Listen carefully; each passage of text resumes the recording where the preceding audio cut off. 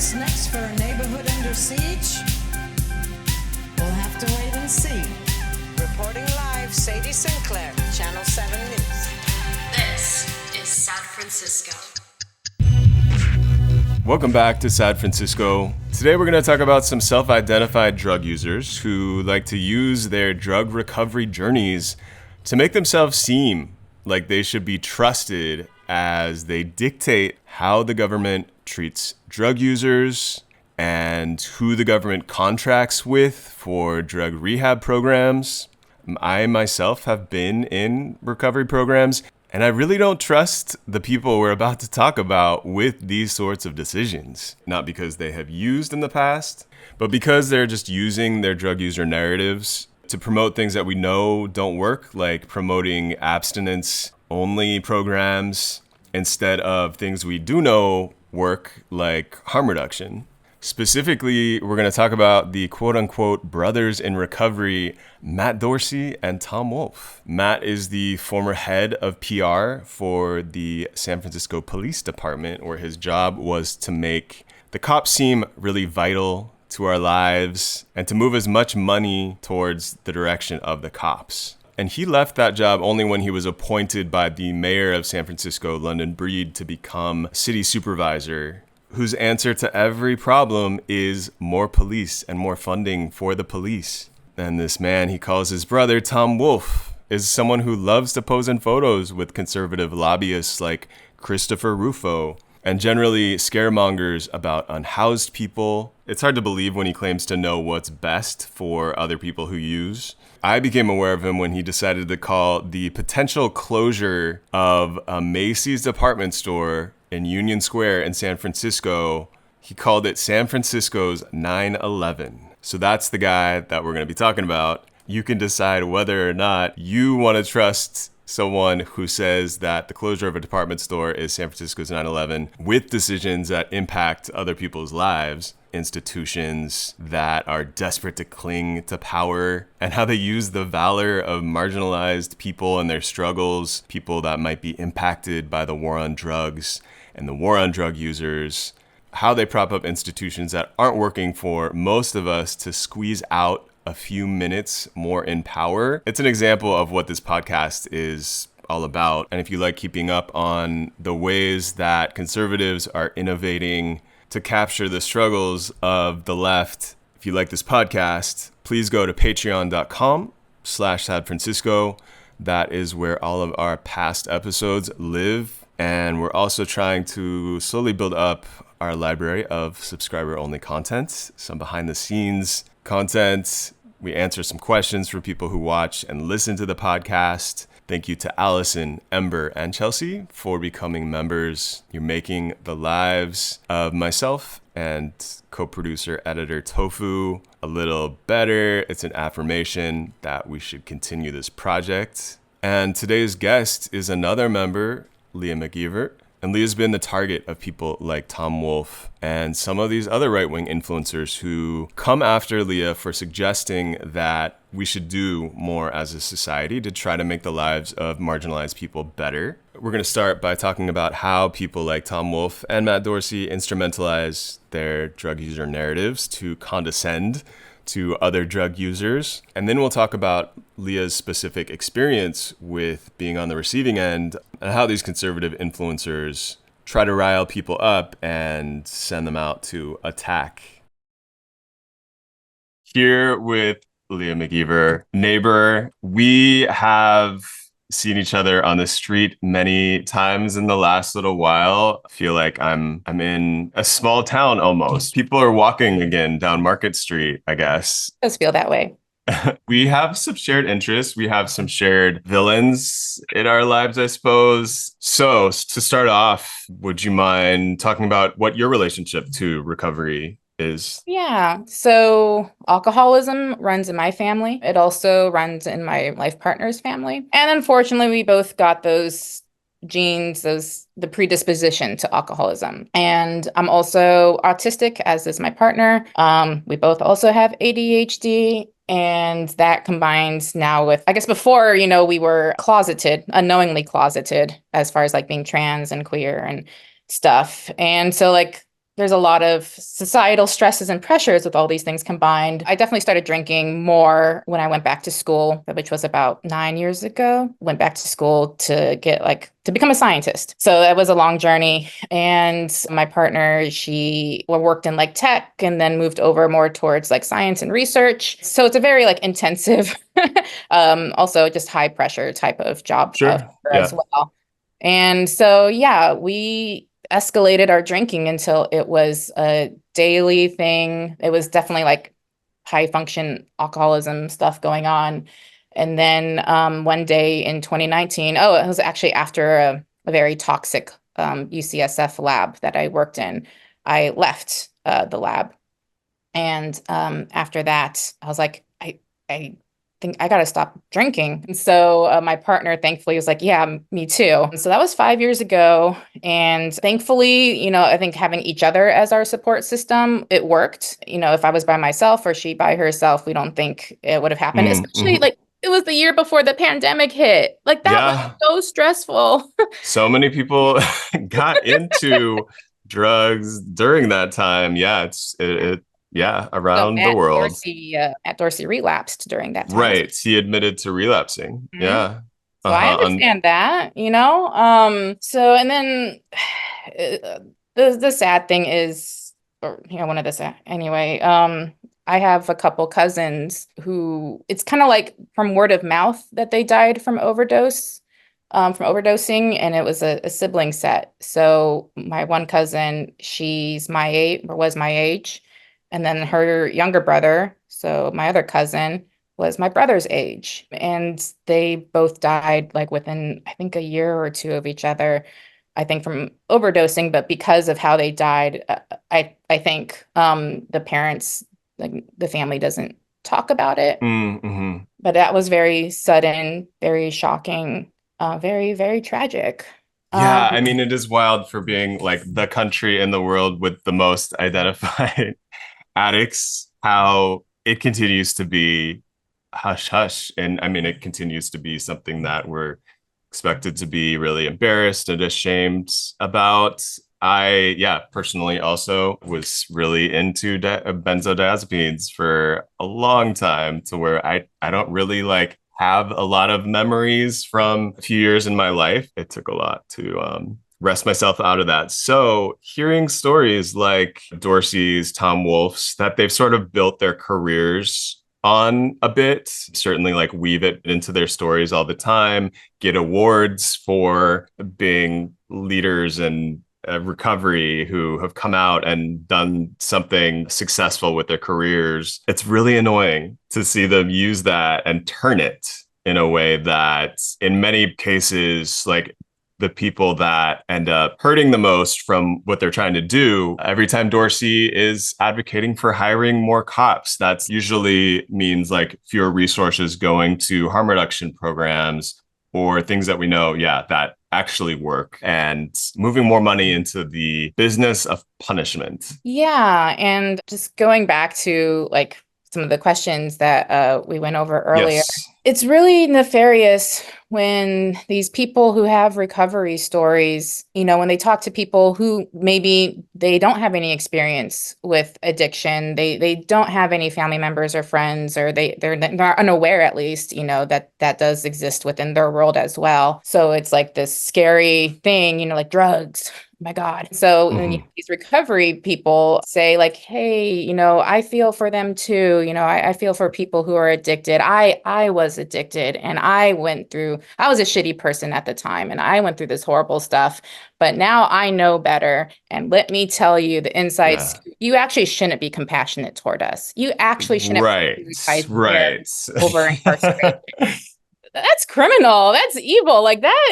That's so twisted. It's so twisted because people, humans, I think we have a natural evolutionary inclination to help each other. We want to help each other because we need to survive. That is such a huge part of this, is actually just, I think intuitively, we do want to believe that people who want better for themselves, are also going to want better for people around them. And that's what gets me about people like Dorsey or Tom Wolfe is I actually don't believe that they want better for the people around them. I will say, as like their only defense is this is the American government's attitude. Like this is the whole individual responsibility.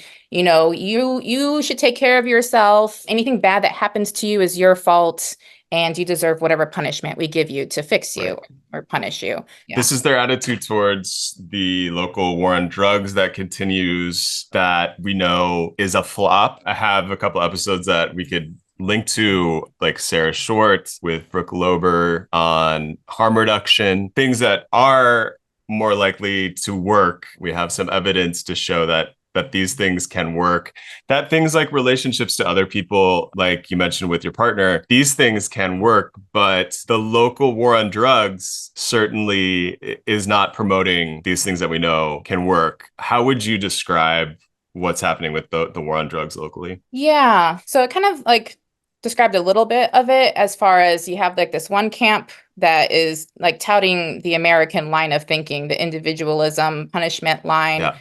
And then you have this other group of people that I think is pushing like a more human-based approach, you know, of care and compassion. And so things like harm reduction and housing first fall into that care compassion group. And so you have like, the clashing of the heads of care compassion versus incarceration and punishments. Right. They call themselves like the Recovery Brothers or group, like Dorsey and Tom Wolfe, you know, it's like recovery first and stuff. And they refer to each other as like my brother in recovery.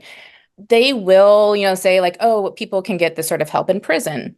And that sounds nice, maybe to some people, but it's very unrealistic to get better in prison. You're deprived of so much care in prison. It's not a recovery program is not going to cure you in prison. I don't think. There's always exceptions. I just want to be like, there's always exceptions. I'm talking generally. Okay. Yeah. I have a family member who's like actually prison. They were juveniles like that, you know, scared me enough to not want to, you know, continue down their path, you know, and I'm not going to say that didn't happen.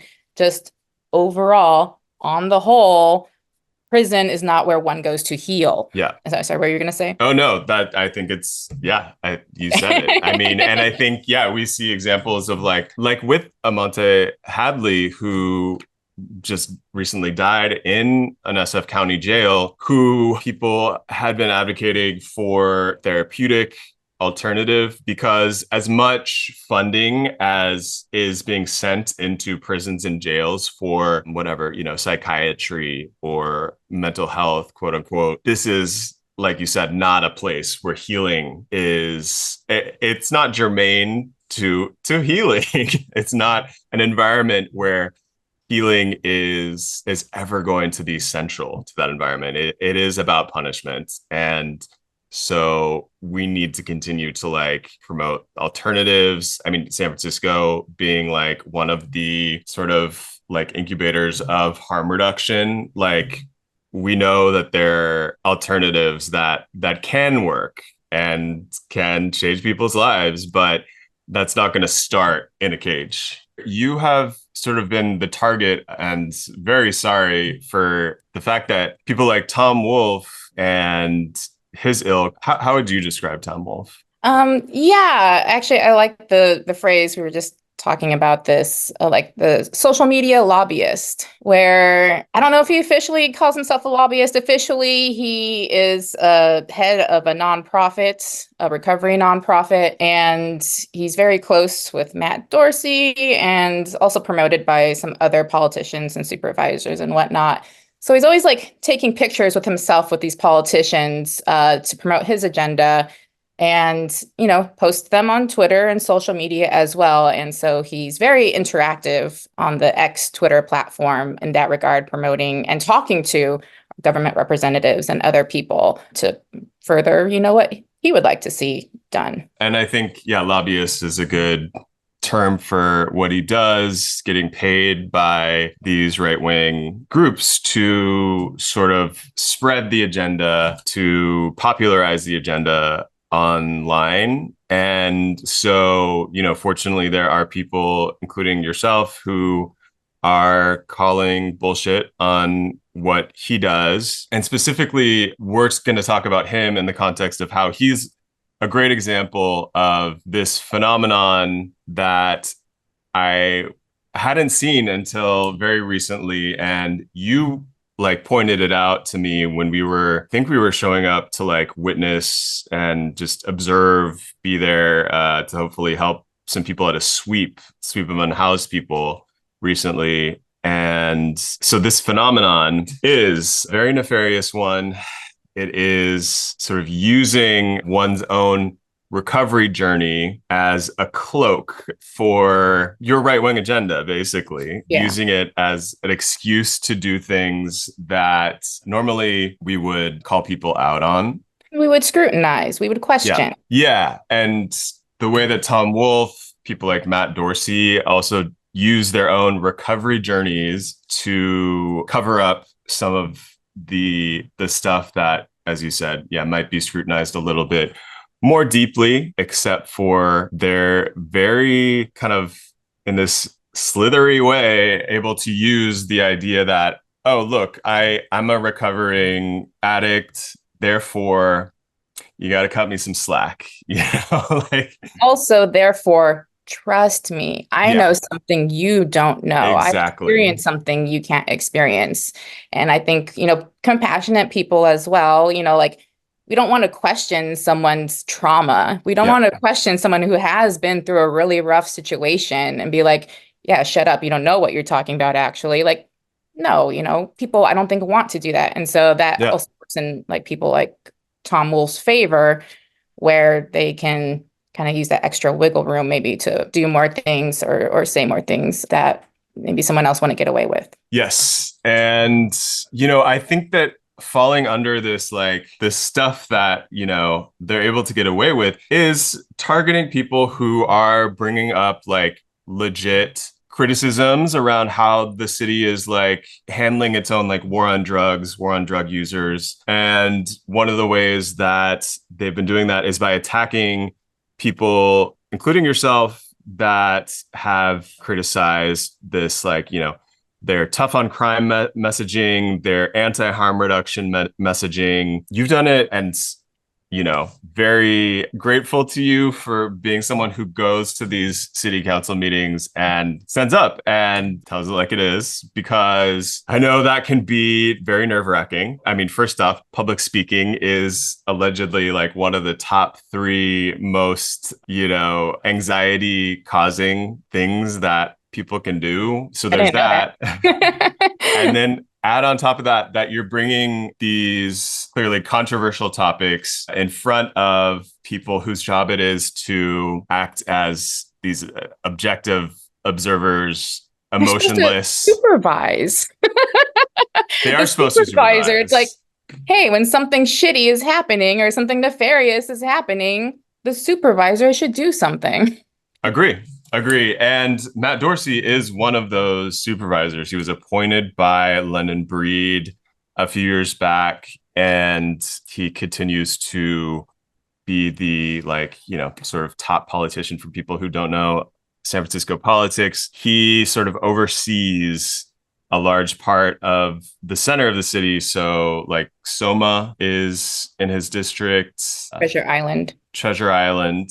He's responsible. He's, the representative of the voters in those areas. Yes, he is my representative as well. So could you talk a little bit about how the targeting has materialized, I suppose? Dorsey was appointed in 2022. I know that feels like a long time ago, but I'm like, oh my gosh, it was only like 2.5 years ago.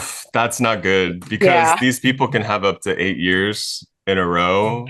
I know. Yeah, the targeting, it's kind of hard to remember when exactly it started, because I was on Twitter before I was more active as an activist or something, before I was like showing up to Board of Supervisor meetings. So I was on Twitter starting in around 2020, and I was actually also learning a lot from Twitter, so that was really cool, coming across different people. This is pre-Musk, and somehow when talking to lefty or progressive or radical people on Twitter, you get the opposite side of the coin, the conservative Republican type people who want to like insert themselves into conversations, or maybe I see something that, is inflammatory. And so I'm like, what the fuck, and I might say something.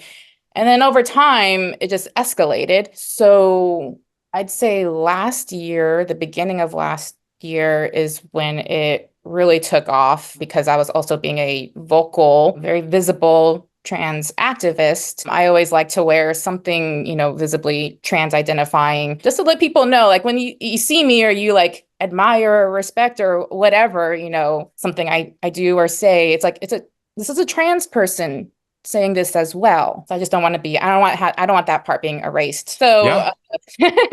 so I think that is also part of what made me an easier target for them. And this is going to stick with me for the rest of my life. And I do share it every opportunity I get. But the beginning of last year, there was a trans youth rally that some very amazing, very awesome trans youth put together in collaboration with some people at City Hall and also I think the transgender district, including Matt Dorsey as well. It's like Matt Dorsey, Dean Preston, I think Raphael Mandelman signed off on it. And there's all these anti-trans laws that have passed that particularly currently block trans youth in various states from getting access to gender-affirming healthcare. And so even though that hasn't happened here in California the way it's happened in other states, trans kids here are scared. They don't want that to happen here. They also have empathy. They feel for the kids who don't live in California too, and same with myself and other people. This rally goes to confront that and affirm, we are trans youth, we're here, we're awesome, and other people, trans people I know, including my life partner, who is a trans woman, went to this rally, and it ended at City Hall. And unfortunately, there was the SFGOP chairman, John Dennis, was there, and they had flown in Alex Stein, who is a Texan YouTuber, and Stein was recording the rally, a little bit of John Dennis as well. What they were doing was they were violently harassing these kids, yelling out grotesque things. Kids are scared and crying. Their parents are like, what the fuck? And myself, Jordan Davis, and other trans people, I think from the transgender district, and probably some other people I didn't, couldn't clock at the moment as to like who is helping out here. So all of us were like trying to like block the film, the phone from recording kids. My life partner, she actually was really smart and started blasting Disney songs so that those portions of the video could not be used on YouTube because they would get the copyright stuff. So then there was like a coffee or a latte thrown in Alex Stein's face as well, which got on my life partner as well. And so these two grown men were gleefully laughing at this terror that they were inflicting on these kids. And Matt Dorsey standing right there holding up some, I support trans kids or whatever type sign. And the police were there as well. This was a police escorted little parade, march thing, down Market Street. Or down whatever street. And so you have the police also on standby, just watching, letting this happen. Right. So then I marched over to Matt Dorsey and I was like, in his face, and I yelled at him, like, do something about this, like tell like the police to like intervene, like stop or something. Yeah, these are his people. He was the PR head of the police before he was appointed. Yeah. And so he literally just said something like, oh, don't do anything that would like get you in trouble or arrested or whatever. And that was it. From there, of course, myself, Jordan, and other trans people who were the ones like trying to protect and like stop the videotaping and whatnot, our images got blasted all over this Alex Stein thing, the SFGOP thing, other conservative influencers. That was pre a lot worse stuff. It is wild. I mean, the extent that they've gone to, and just to fly in a YouTuber from Texas, import these right-wing pundits, shows like the resources that they have. Also, the fact that they're bringing in these grown men who have this like sort of obsession with kids' bodies is always going to creep me out. Like, it's like the extent that they want to have control over other people's bodies. I hope that, like, you know, that is just that fact that these are people who are so concerned with controlling other people's bodies, whether it has to do with gender affirming healthcare or abortion. Like, this is about control. This is about people wanting to be in charge of what other people do, whether or not it has any effect on their own lives. I think it's really sad. I pity them to a certain extent, but then I'm also like, you're out here, you're importing people from another state to harass people here locally. It's not cool. Kind And of they're a fundraiser at the time. Yeah. So it was like, okay. you know, they got two birds, Two one for stone. one.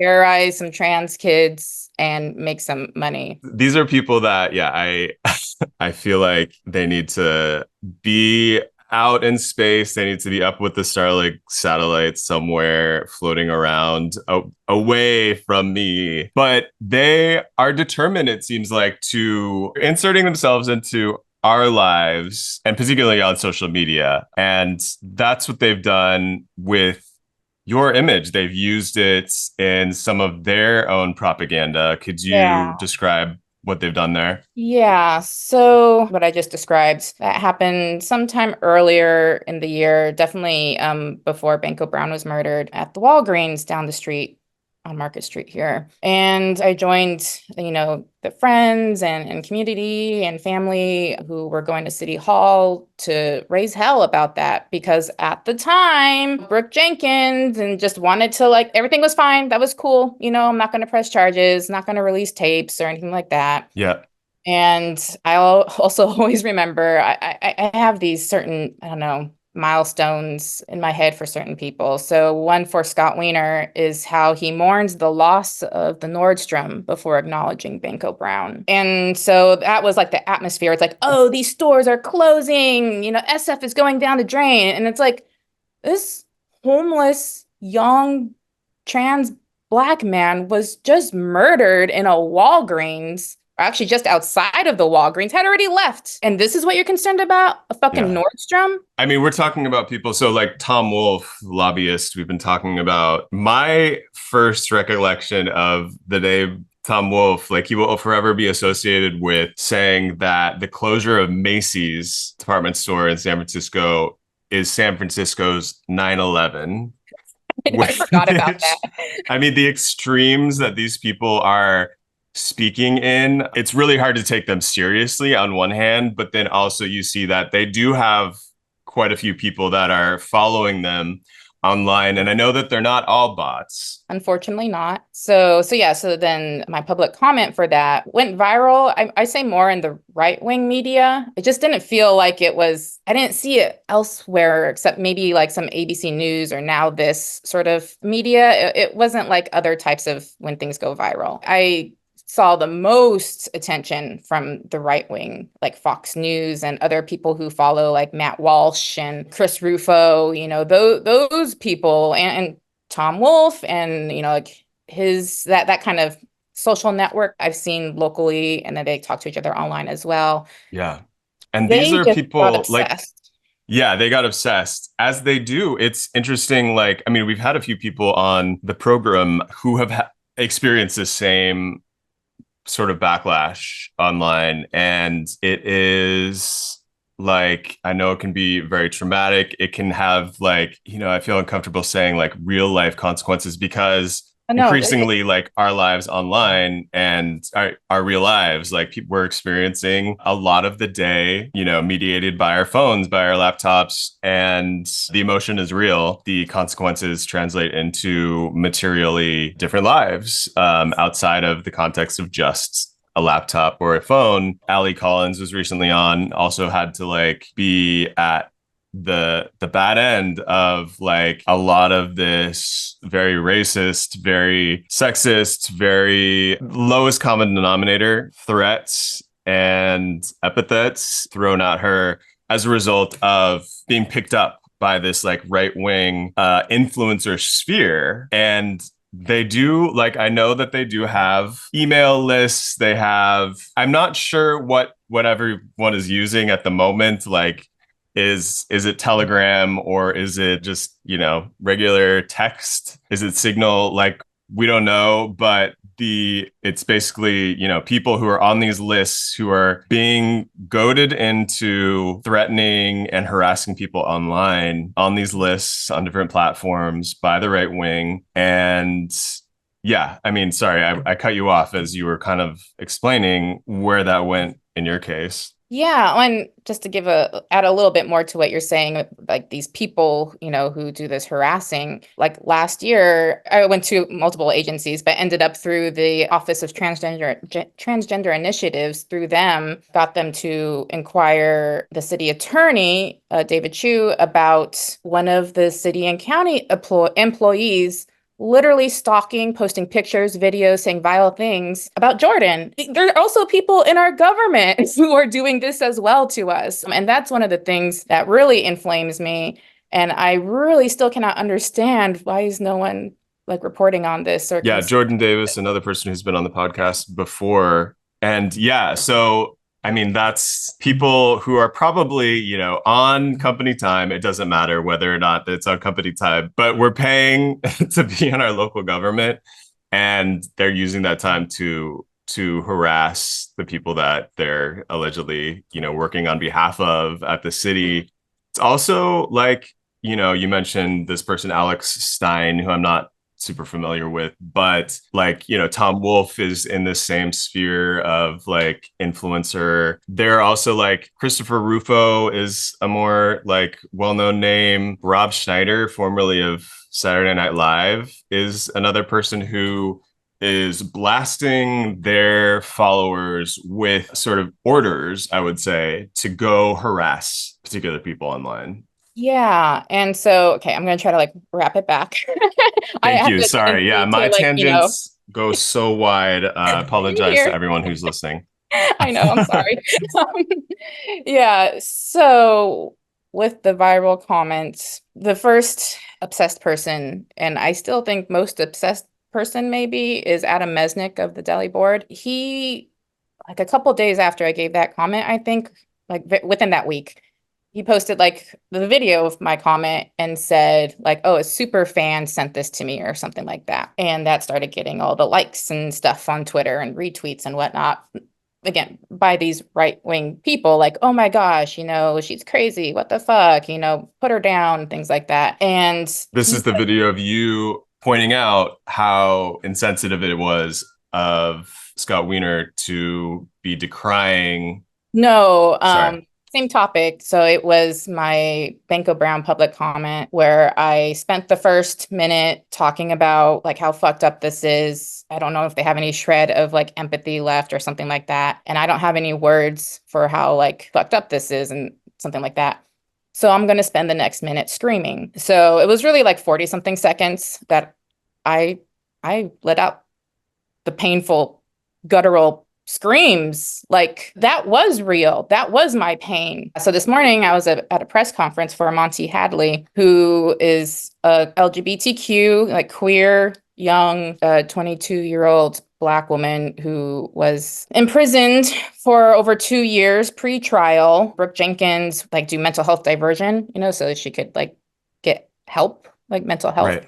Right. So she was stuck in the jail. Allegedly, people aren't supposed to really be in the jail for more than 1 year.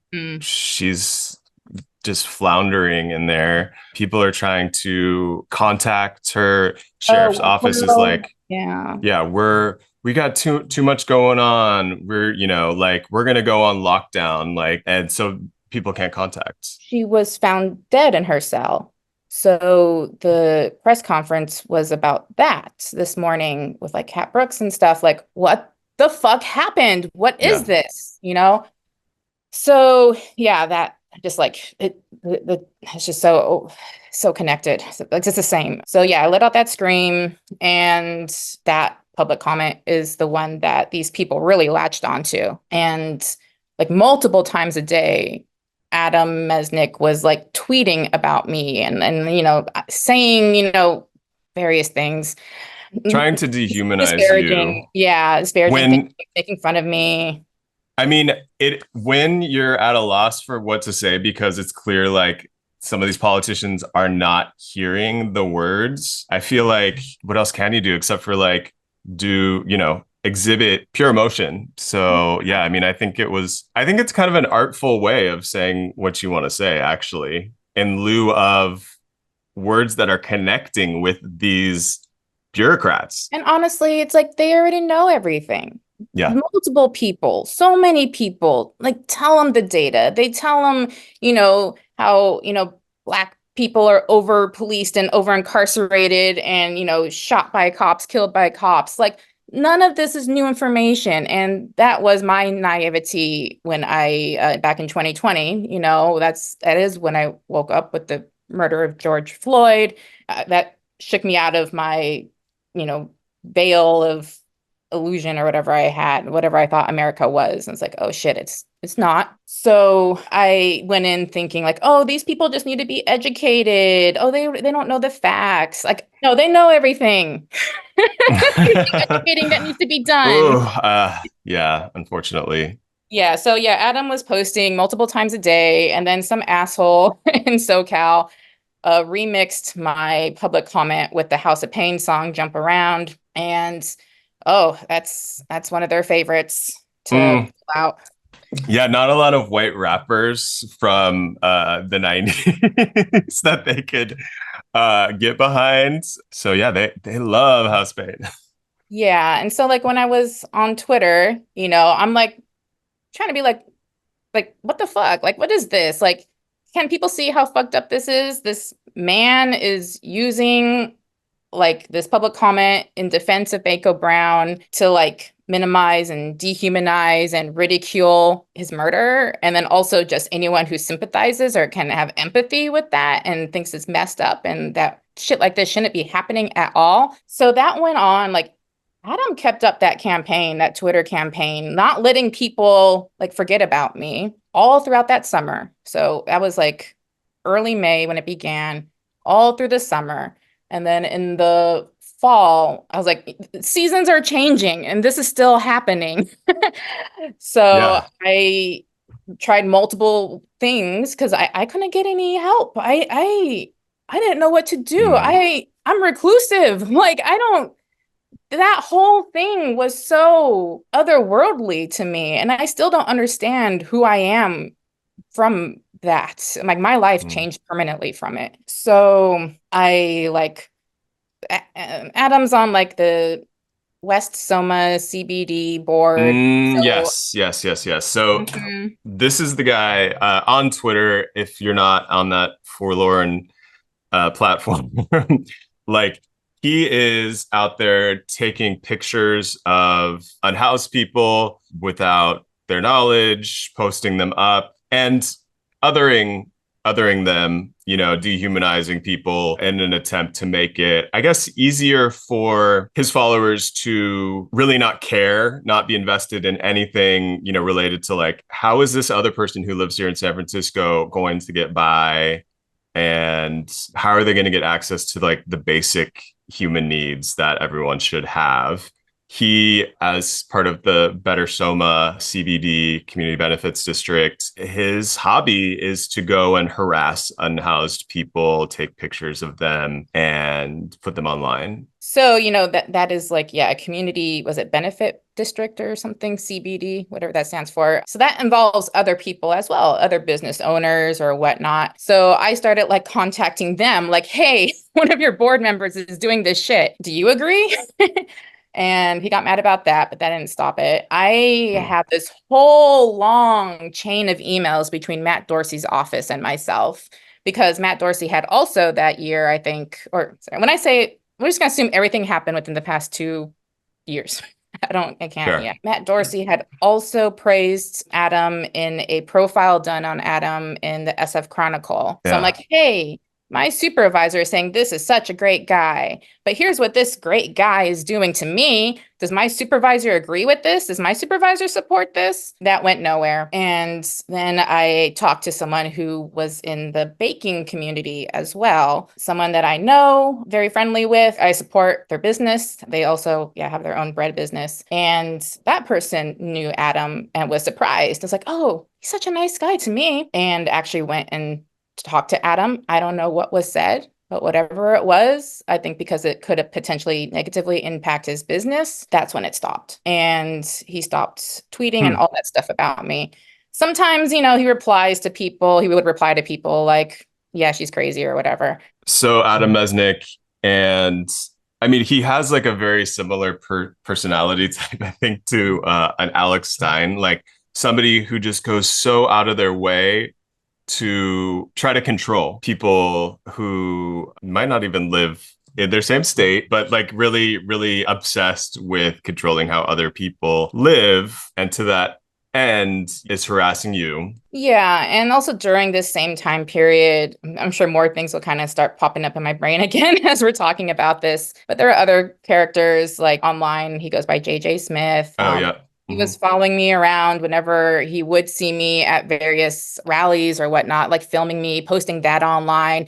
That would further the harassment. Yes, he is interesting. Like he really is all about the harassment out in IRL is, like I know Emily Mills, who's also been on the podcast, like JJ Smith at one point was threatening, to do rallies at her house so that she would, I guess be intimidated into not releasing information, publicly available information on public officials is for the most part what she does online. So yeah, just really, really ridiculous. Yeah, and he's harassed.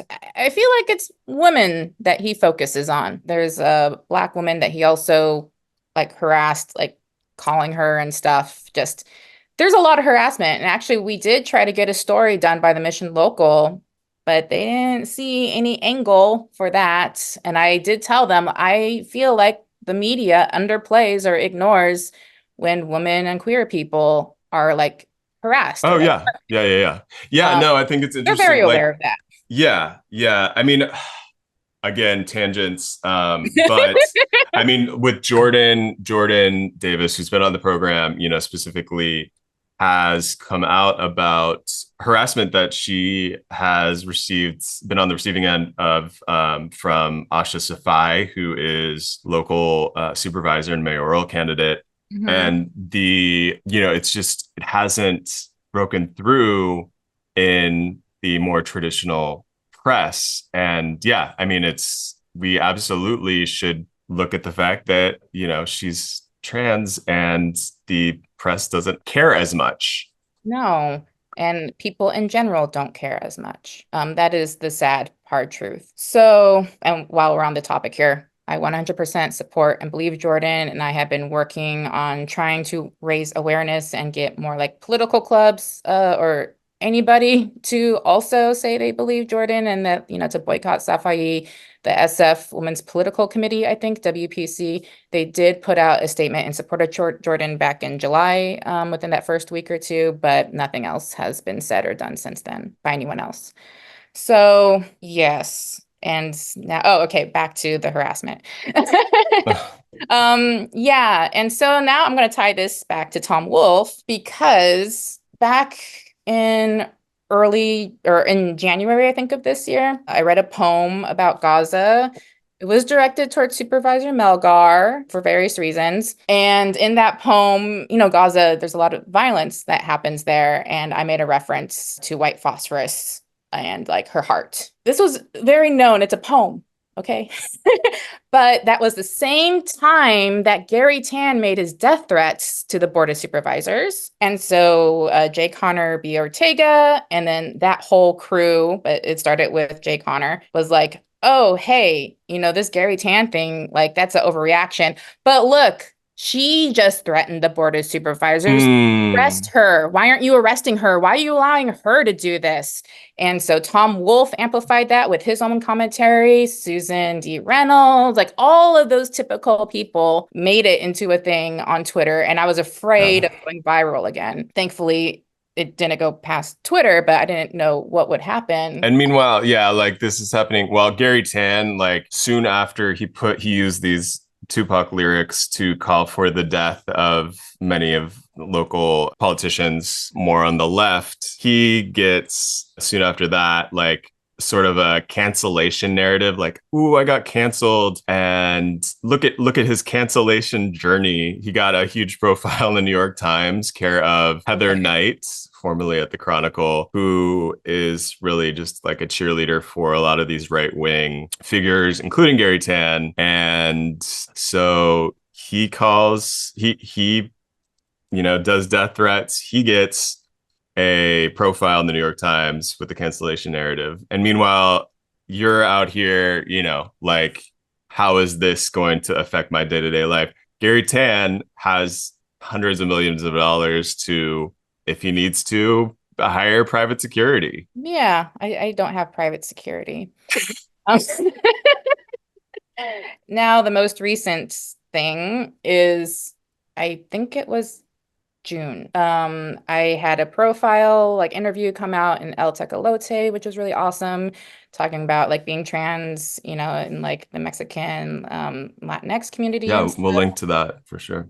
Oh, thanks. And I think maybe that kind of, I don't know, reminded them I was around, or maybe they were afraid, or oh, what's she gonna say? I really don't know. But then T. Wolf himself made an announcement on Twitter and said, me and Better Soma, Adam Mesnick, would like to remind y'all, I'm sure I have it somewhere, but basically I suck, or the radicals, are trying to do this, or, they always blame me for stuff that has to do with homelessness and recovery, for all the ills that are wrong with San Francisco, in their area of concern. And so that kicked off the new harassment campaign, where every Friday, Adam, sometimes it's Saturday, I think he forgets, but it really seems like orders from T. Wolf to harass me weekly, and that is currently going on. Damn, this has been going on for, since 2022. You mentioned, so sorry, and hopefully, amplifying your story a little bit will make more people aware of who these people are. I mean, that they can't be trusted. And honestly, I would like to see them banished from our periphery. Yeah, just one of the things that I really would like people to think about and be concerned about is T. Wolf, and all this stuff I described, and the people around him, Adam Mesnick, and, there's also Erica Sandberg, and, all these things. It's these people are close to our government representatives. T. Wolf's, I don't know if it was his nonprofit, but he presented an award to London Breed, or the event that he was ahead of, this recovery event that happened at the library over the summer. I think they're patting each other's backs. Yeah. They're not shying away from being connected to someone who is also harassing trans people in San Francisco, the quote unquote trans sanctuary city. There's so many contradictions to what San Francisco and our government representatives say they support and say they value, to then look at the people and their actions. It doesn't match up at all. And they get so mad when people like you, or Emily, Allie, point that out. This connection seems to contradict the values that they profess to have. Hello everyone, Tofu here with another ad break. This episode, Lea shared their experience getting harassed online, so to counteract that negative energy, I encourage everyone listening and watching to this to send some positive energy towards Lea. Send some nice messages, uplift them for all the hard work they're doing, or just appreciate and honor their existence. There's too much hate in the world, but any little amount of positivity and hope helps in the face of all of it.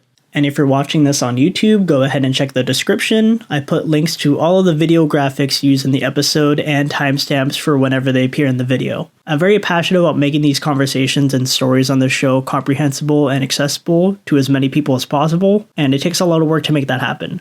So please like the video on YouTube, and give us a rating and review on audio platforms to support the post-production work. If you have the extra funds, you can support the show by going to patreon.com/sadfrancisco. There you'll find all of our past episodes and exclusive behind-the-scenes content. Follow us on Facebook, Twitter, TikTok, Instagram, and our YouTube channel for additional content. Thank you everyone for the support. It means so much. And now back to Toshio and Lea. Yeah, to give people a somewhat thematically tighter episode, we'll talk about now. We can just go down some questions that I sent you before we started recording about this idea that people like Dorsey and people like Tom Wolfe are using their narratives of, look, I've gone through this difficult recovery journey to cloak some of the right wing sort of puzzle pieces in their agendas. So as you know, podcast looks at how the right wing weaponizes liberal, left, progressive lingo and vibes sort of to cloak right wing policies. And I was wondering, if you could expound upon how like Dorsey and Tom Wolfe, how you've seen them use their recovery narratives in this way. Yeah, they use it in a very, I think, tricky, it's meant to trick you sort of way, where they share their own recovery stories and the fact that, they're just like these people, these people you see on the street who are addicted to drugs, right, and who may also be homeless because of that. And then they try to tell you, though, that they know better than anyone else about how to address this problem because of their firsthand experience. And the solution they offer is basically criminalization of being addicted to drugs. There's like so much data out there as far as like being addicted to drugs isn't a choice, so you're really just punishing people for something that they cannot control. And then on top of that, they also package it in the very, I think, like American way, where people are used to or conditioned to think of the individual before maybe like the group, or not really think like zoom out into like what is the whole context. Someone like, why would someone be addicted to drugs? Because they never mention racism. They never mention like homophobia or misogyny or capitalism or the cost of living or work rights. They never mention any of that other stuff for what contributes to people maybe falling into further despair. They're making their lives even harder than like life already is. So like, why would someone do drugs in the first place? Yeah, absolutely. Like benzodiazepines, like the thing that made me so attracted to them is they just wipe your brain of anxieties related to thinking and knowing almost a little too much. In some cases, it felt like, I was hoping for like ignorance is bliss when I would like put one of those pills into my mouth, just to not be saddled with the despair, like you mentioned, of shit going on in society. I was looking for an escape from that. And at the same time, it's like, where are these drugs coming from? It's like, obviously, Walgreens was recently sued by the city for promoting, potentially like the overuse of things like oxycodone, OxyContin. So, we know pharmaceutical companies and pharmacies are profiting big time off of these things. We even have, I am kind of obsessed with the case of Joanne Segovia, the former head of the San Jose Police Officers Association. So she was the head of the cop union in San Jose, and she was importing fentanyl and distributing it to people across the country. Try to blame it on her housekeeper, I think. Yes, that is kind of the worst part of it. It's like, you're really going to go there, Joanne? Yeah, no, just something else with the Dorsey and Tom Wolfe messaging is like when people do mention like housing first, they always counter with like, oh, they're going to become like drug dens. Like, let's say we give these people apartments or something, then this is just going to bring the drugs inside and like ruin everything for people who are housed. And it's like, well, okay, well, one, have we actually tried? Like, what have we tried with housing people, period? Like, not that much. It's always like the bare minimum, the worst everything, Second, there are other options too, a company like In Care. Supportive housing. Here we go. Yeah. Where people have access to, therapists who can come by every so often, or just other kinds of like people with experience doing different types of healthcare and can help people get to a place where they feel comfortable. That's like another argument that they use for like why, we shouldn't do housing first, on top of like people shouldn't be given things for free, quote unquote, for free in general. Like, I think they're also just against anyone receiving any sort of compassion or kindness without paying for it, literally. Yeah, I mean, rich people who are like in most cases born into the elites in society, like it's, rich coming from them who don't have to really pay taxes or worry about a thing in their lives. They're the ones who are prescribing a lot of this, them and their simps. And then also, like, these are people who are going to complain either way. It's like they're going to complain if people are housed, they're going to complain about open air drug markets if people aren't housed and are out on the street using. So I feel like there's no winning with these people. Probably not. They got to make a living too. We gotta, that's why, we need to continue to wrest away as much power from them as we can. Yeah, because they will continue to complain. They will continue to center themselves and say that they're being bothered by people who are out in the world using. But then when it comes to housing people, they also find ways of expressing that they're being bothered. Yeah, and then actually, I did watch part of the PragerU video that Tom Wolfe was in, and a couple other people in that group were in.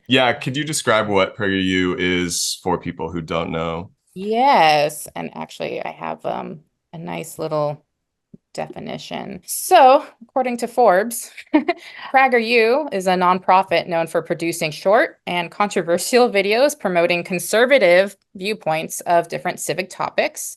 And it's had its content approved for use in Oklahoma's public schools. And it had also been approved in Florida's schools as well. And so some of the things that PragerU kids, actually, they have a different, channel for kids that they have produced is depicting a cartoon of Christopher Columbus saying slavery wasn't an issue during his time period because slavery is not an issue.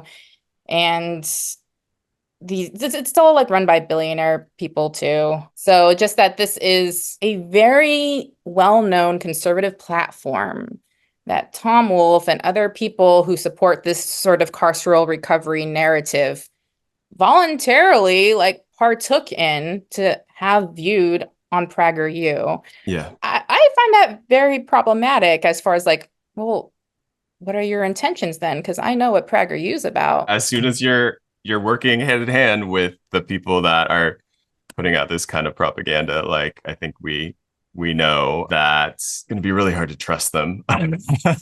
Just another weird tie-in with conservative stuff is Salvation Army, which is a Christian organization. Mm-hmm. I guess Matt Dorsey and Tom Wolfe are often promoting the Salvation Army, and they have a recovery house as well called The Way Out. And actually, one of the newest pieces of legislation that Matt Dorsey is trying to get through. And this is all bootstraps narrative, very much self-flagellation will be your salvation kind of shit. Yeah, I'm really not familiar with the Salvation Army style of curing people. I tend to stay away from anything religion because I've had a lot of negative consequences from interacting with religion, being religious, when I was a kid and stuff. In the Recovery Housing First press packet that Dorsey put out on June 17th of this year, he quotes Tom Wolfe, he quotes Salvation Army, and these other people in his circle, like Keith Humphreys, he's from Stanford. They're all part of this new push to get, I think it's 25% of budget that goes towards, I don't know, a certain kind of housing. I think homeless supportive housing or something. 25% of that to be recovery first housing. And this is a topic that I'm still new on because I don't really delve deep into housing issues, but it is a red flag for me when the Salvation Army, a religious organization and one that has been known to be transphobic and homophobic, is so closely connected with Supervisor Matt Dorsey. And it just makes me wonder, how enmeshed is this religious organization going to become when people who are addicted to drugs or homeless need a way out, which that is the name of their project or their home the way out.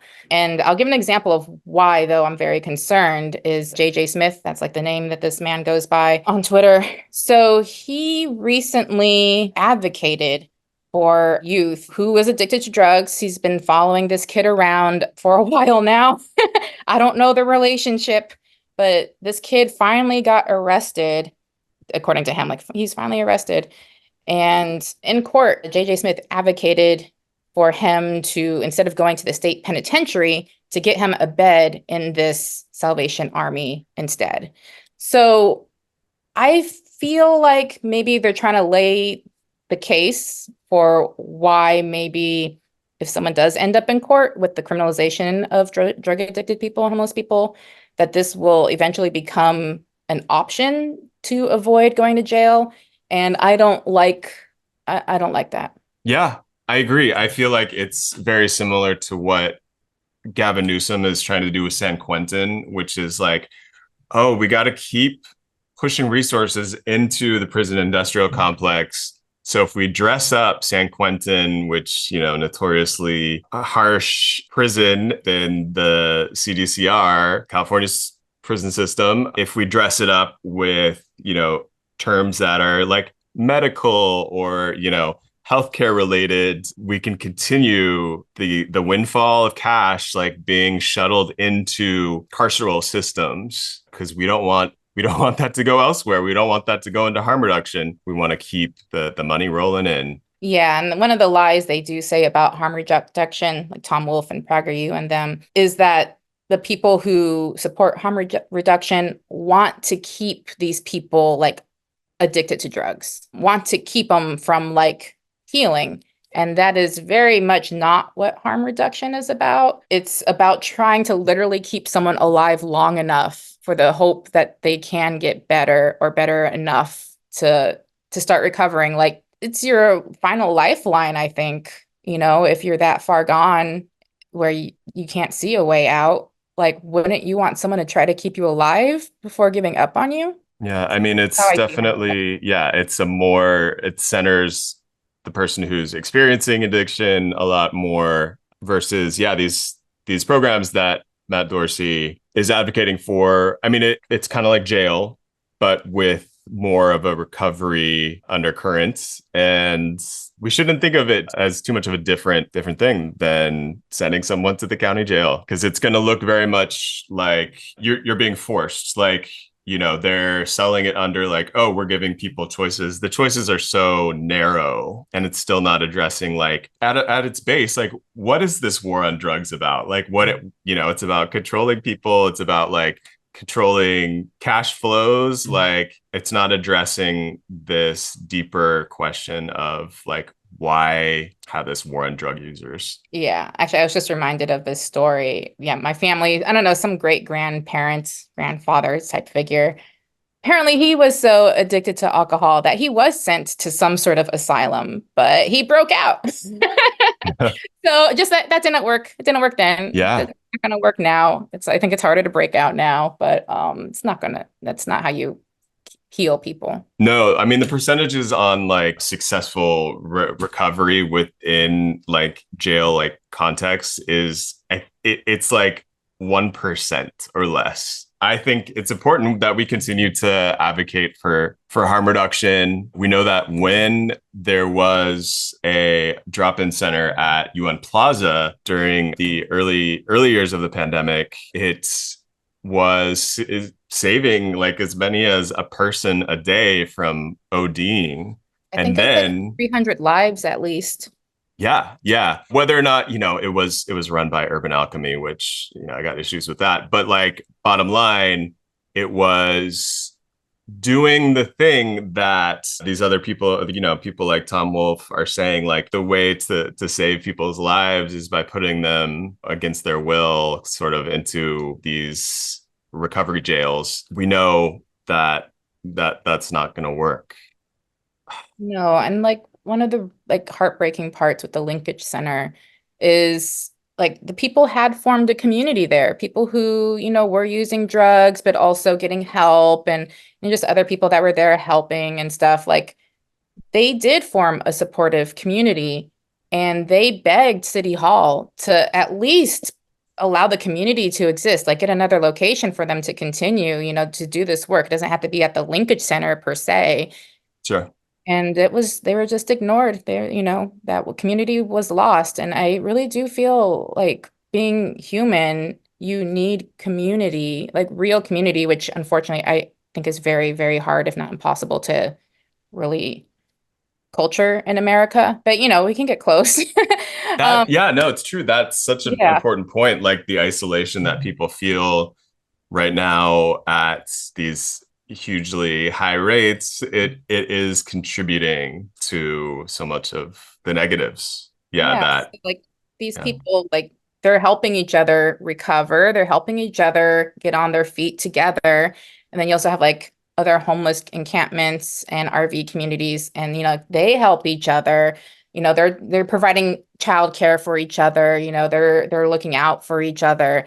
And the city, which is really like the state, they're busting up these communities. Right. They know there is power in these communities. There is power for change and for actually like countering this whole American individualist capitalist bullshit. And they're afraid of that. The state does not. Yeah, they can't profit off of it there. They can't see a way to profit off of it. Or control you. Yeah, or control you. And I mean, we've seen, like we have been to some of these sweeps of unhoused people where it's literally like just sweeping people from one block to the next and like literally causing, I mean, just seeing it, you kind of like, it puts you in a place of like mental health emergency, because it's like, what are we doing? This is insane. It's like, it is like, this is not succeeding in any way. It is not helping anyone except for the people who make money off of showing up, and this is their job to sweep people from block to block. Yeah. One thing that I heard this year, and it kind of shifted my perspective a little more on prison. It's not like, yes, people make money off of prison, but like the reason for prison is to control you, is to not allow you to be you. You are not the version that like the state wants you to be. So like that's why transgender people and LGBTQ people in general like receive even harsher abuse. And the prison is literally there to punish you for being you. Yeah, there may be laws you technically broke or whatnot, but you can probably break a law without trying, like there's so many ways to throw you in prison. And so like, Black people disproportionately getting punished for being Black in this country as well. And political prisoners. That was the other one. Yeah, people make money off of prison, but it's also just punishing you for not conforming to what the government. Yeah, it's really about social control for sure. It's not about whether or not you did something bad. Like you said, we have all broken laws, whether we know it or not.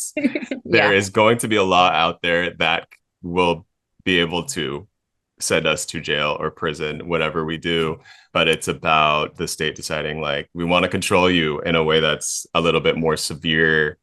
And I wanted to also sort of end with like the thought of like, there are so many of these like right-wing gay dudes that broke through the local politics machine. And I mean, I think Wiener, I think Dorsey and Gardio, these are Raphael Mandelman, local politicians here in San Francisco that really glom onto the fact that they are gay in order to get a pass. Say like, I'm gonna like forgo progressive policy because just the fact that I'm gay, I'm progressive. What could go wrong? What do you think that's about? I think there is a resentment with these white gay men that they're not straight gay men, and so they can't be at the top of the power pyramid.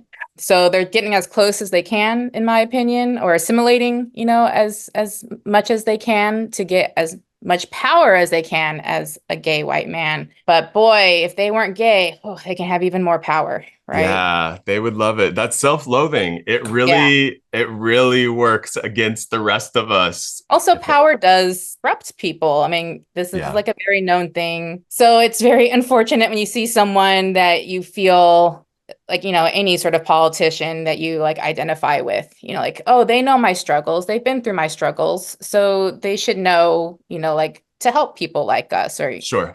etc. But apparently this power corrupting thing kind of erases memories. Yeah, Oh, and it no. is, I mean, it is like a huge problem with, like, electoral politics on the local level, especially because a lot of people, we don't have, like a regular person doesn't necessarily have the brain space to like look into the policies of every local politician. So we're having to vote based on very little information. And that's why I'm like, yeah, democracy ain't it. We got to find something. We got to find something better than what's happening right now. There's also like people, I think a lot of people do trust the government. They do trust, that these are the people that know best. They know how to manage things. They know the laws better than I do, I don't know, like until people realize that actually these people suck.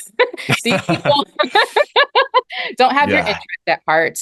These people are making so much more money than you ever will off your back, off your labor, off your pain, off your homelessness. Stealing the valor of people who have gone through like recovery and come out the other side, or who have had to deal with homophobia and wrest themselves out of the pits of despair because they're gay, to go and run for local office, like stealing the valor of the movements that made it possible for them to win these local races as an out gay person.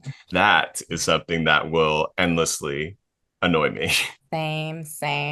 Thank you so much, Leah, for doing this. Welcome. We've been trying to do this for a minute, so I'm glad it finally happened. And I know that we'll see each other outside on the street very soon because we're in the same neighborhood.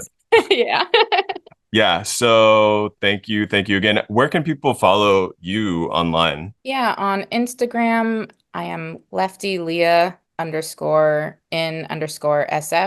So it's actually, you'll put that in the notes, right? And then I think I'm just Lefty Leah on TikTok, and then I have a Substack too, so maybe we can link that in the Yes, yeah, definitely. Cool. All right. Thank you. Thank you. Thank you for listening to Sad Francisco. I am Toshio Meronek, and my co-producer is Tofu Estolas. Patreon.com/SadFrancisco is where you can find our past episodes and transcripts, and it's also where you can help us out with a donation. And if you do, it comes with some benefits like getting the episodes a few days early, and our gratitude for allowing us to keep making this podcast, which we love to do. See you next time in Sad Francisco.